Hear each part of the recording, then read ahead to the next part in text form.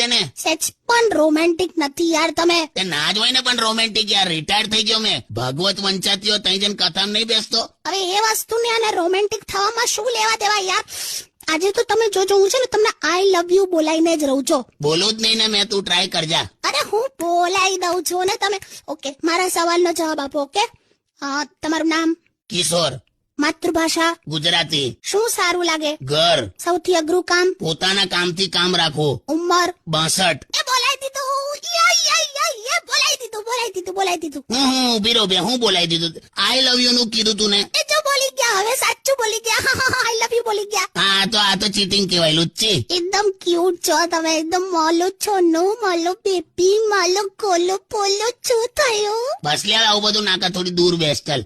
એક તો હમણાંનું આ ચાલ્યું છે. પહેલા પ્રેમમાં લોકો અમર થતા, પછી આંધળા થતા, હવે તોતડા થાય છે. એટલે